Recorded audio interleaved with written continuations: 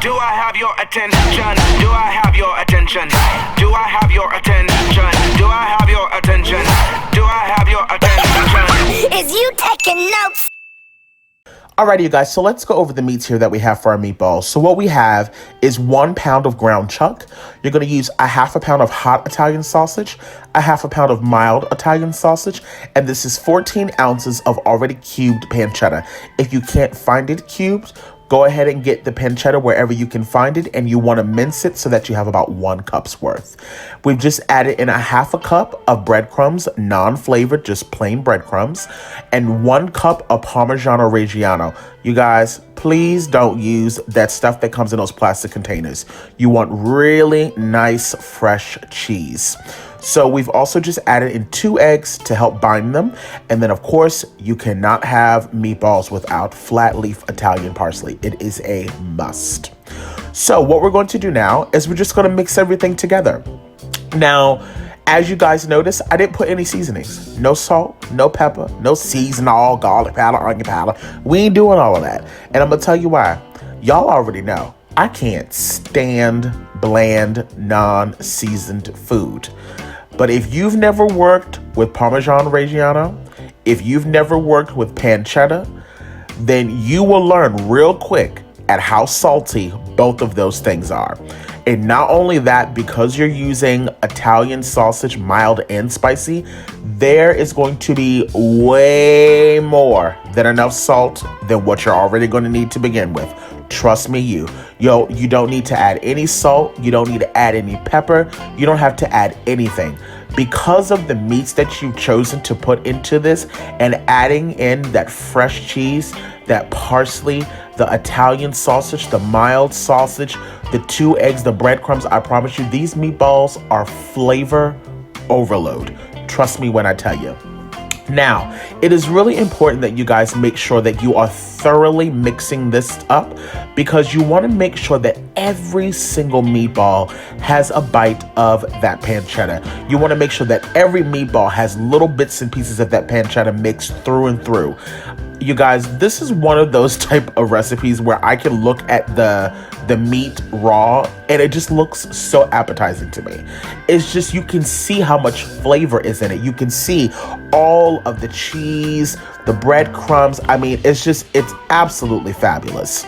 So what we're going to do now is we are going to work on making our actual meatballs. Now, I use this little ice cream scoop. You can use whatever you would like to mix, to shape your balls. I use that just because I want to make sure that they're staying true to size, because you want to make sure that your meatballs are cooking evenly. But I want to give you guys a close-up so that you can see how you see those little pieces of pancetta and the cheese and the parsley. Oh my God. These meatballs are absolutely divine. I promise you, they are so bomb. Now, this recipe actually makes 20 meatballs total. I'm going to be able to fit 10 in this pan, and then I'm going to have a whole nother pan. So I was able to make 20 of them. So that's the best thing about this recipe. Not only can you get so many of them, because they are pretty large size meatballs and they're going to stay true to size. They might look kind of tiny right now on the screen, but trust me, these are pretty substantial size meatballs. You guys could easily use this recipe for a dinner party and only use 2, maybe 3 if you think, your guests are really, really hungry. And you could easily feed, anywhere between 6 to 7 people, maybe more if you're only going to use 2 meatballs. So that's something good to keep in mind. And also, you guys, these freeze really, really well. So that's also, a plus here. Now, I want to talk to you guys about the marinara sauce that I'm going to be using. Now, you guys, I make my own homemade marinara sauce. If you guys want the recipe for that, make sure that you guys give this video a big old thumbs up so that I know that you guys want to see that. If you're going to buy store-bought, that is completely fine. Make sure that you're buying marinara sauce, though. Don't buy spaghetti sauce. There's a big difference. You don't want a tomato sauce that has like bits of meat and all of that stuff. You just want a regular plain old marinara sauce. A little pro tip, if you ever do buy pre-made marinara sauce and you want to spice it up a bit, all you got to do is take whatever jar, whatever brand you like, put it in the pot, add about 1/4 of a cup of dry red wine, about 3 tablespoons of butter, and about 1 tablespoon of Italian seasoning, and that's it. I promise you, it'll be absolutely delicious.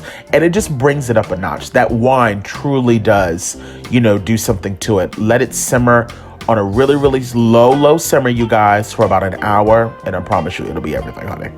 So, as you guys can see, we have just made our first 10 meatballs. Like I said, this recipe makes 20 total. So I'm going to do, of course, the other half off camera because y'all don't need to sit here and watch me do them all. But as you guys can see, I mean, these meatballs, they're jam-packed with so much flavor. It's divine. Let's get to cooking them. So you're going to go ahead and get yourself a nice sized pan, and you're going to add about 2 tablespoons of olive oil, not vegetable oil, olive oil, okay? And then once that gets up to temperature, go on ahead and just start putting in your meatballs. Now, what you're gonna do right now is you're not trying to fully cook these, okay, you guys? All you're simply doing right now is you are trying to brown them off on each side. So don't stress about trying to fully cook them because they're going to fully cook inside of that marinara sauce. Once we get all of these in the pan and they've browned off, it should take anywhere between 2 to 3 minutes per side to brown off. So just keep that in mind. But as you can see, they're starting to brown off beautifully. I mean, you guys, you see what I'm looking at, right? They're just absolutely these meatballs are so bomb. I don't know how else to describe them to you all.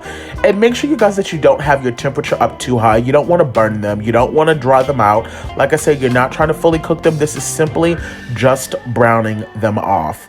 Now, as you can see, they might shrink down just a skosh, just a tiny bit. And if so, pile them all together on one side and then go ahead and put some more into the pan.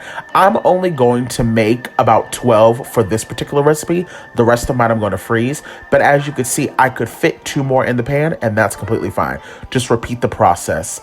Once that's done, what you're going to do then is add in that beautiful marinara sauce and just pour it all. My God. I mean, honestly, I could eat them just right then, but I gotta wait for them to cook, honey. Add yourself 2 bay leaves, put the top on it, let them cook on a low simmer for about an hour and a half, and the meatballs will melt in your mouth. I mean, they turn out absolutely fabulous. So what we're going to do now is we're going to go ahead and plate this up.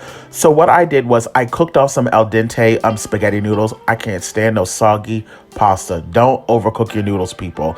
And then for the purpose of, for you guys seeing it, I'm going to do 3 of these luscious meatballs. And you guys can actually kind of look by this video, and you can actually kind of see that these are actually pretty substantial sized meatballs. So this will definitely, put you to bed when you're done because it is carb overload, honey. And then just drizzle some of that luscious marinara sauce over the top. Oh my God. It's absolutely fabulous.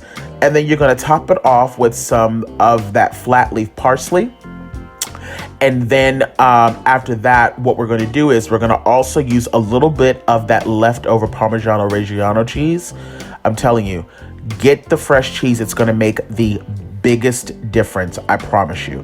Look, I want to thank you guys so much for tuning in today. Try this meal out. It is perfect for the wintertime. This will also be a fabulous Christmas dinner for your family and friends. If you're having people over, this, honey, will truly make you the king or queen of the night. Thank you guys for stopping in. Take care. Bye.